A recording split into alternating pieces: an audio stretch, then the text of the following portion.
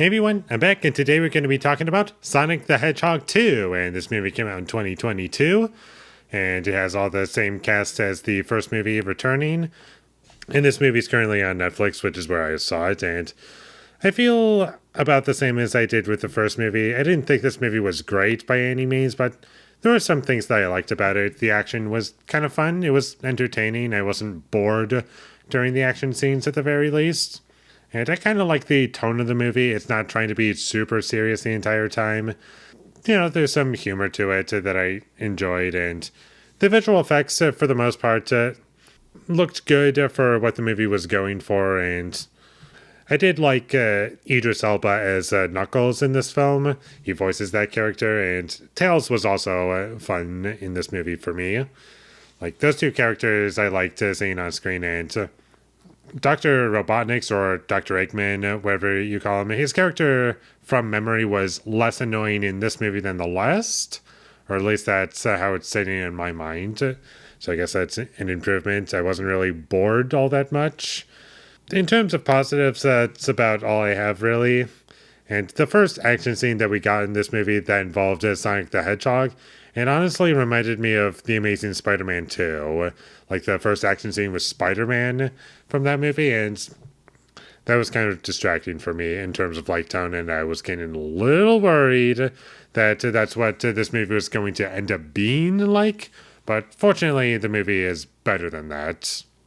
But still, I was just kind of worried during that scene, and this movie I do feel as though is too long for what it is. The first movie was like an hour and 40 minutes. This one's like 2 hours for some reason, I guess. There's some setups for other movies, I guess. Like, there's a mid-credit scene, and I'm not going to spoil what that is for those who do want to see it. But still, I don't really feel as though this movie needed to be that much longer than the first movie for what this movie explored. And the humor didn't really work for me all that much. It just kind of fell flat for me, and there were a couple points where I was kind of cringing. And the visual effects, I did mention that they looked good, but as soon as we got like towards the third act, that's when they started looking kind of cartoonish to the point where it was distracting. And also, I do feel as though this movie relied too much on licensed music, because it used it so many times to the point where it kind of just felt like a music video at points. It was used that frequently, and playing the song for that long, I felt like I was watching a music video at points, which kind of distracted me. And there's a scene in this movie involving a wedding where a character has to swap the rings, and I was just like, you can communicate this in a way in which it would take like 5 seconds tops, but they kind of just drag it out to over a minute. I was like, really? All this is so we can have some comedy. Great.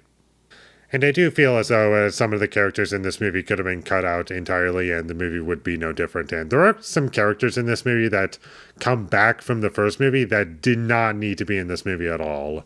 Like, I don't understand why they came back. And they were very annoying characters. Did not take care to see them back, and I honestly don't really remember most of them that came back, but the ones that I did recognize, I remember not liking them from the first movie. This movie also makes references to other movies, so just keep that in mind if you choose to watch this movie, is that you'll find some references. And I do want to mention Knuckles for a minute. Nothing to do with his character, but in this movie he's voiced by Idris Elba, and I thought he did a really good job as Knuckles. I liked him as that character, but as someone who grew up watching Sonic X somewhat, that show, if anyone remembers that, I do kind of miss Dan Green voicing that character. From memory, I prefer Dan Green, and if you don't feel that way, I completely understand, but that's just how I feel. But anyways, that's how I felt about Sonic the Hedgehog 2. It was no worse than the first movie, I guess.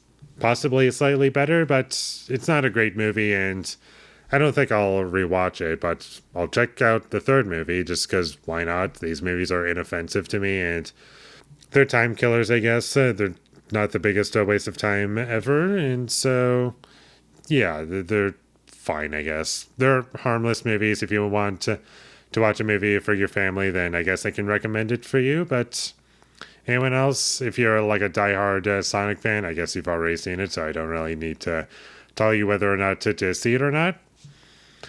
And everyone else, you can skip it. If you didn't like the first movie, then you're not going to like this one. So that would be my recommendation. And with all that being said, I'm going to give Sonic the Hedgehog 2 a 4 out of 10. Thank you for watching my videos. As always, if you enjoyed this review, be sure to leave a like and comment down below what you thought of Sonic the Hedgehog 2, and my social media links, they will all be in the description, so follow me there. And last but not least, subscribe to be a part of Foley Nation, and I'll see you when I get my next review up, and that is going to be for Venom: The Last Dance. And for those who don't know, I have seen the first one, I have not seen the second one, and I honestly don't think I'm going to be missing anything, so. And this one's just on Netflix, so I might as well be watching it. And also, I will be watching Kraven the Hunter when that comes out on Netflix for free, so that's my plan. And yeah. So, Venom: The Last Dance, the third Venom movie.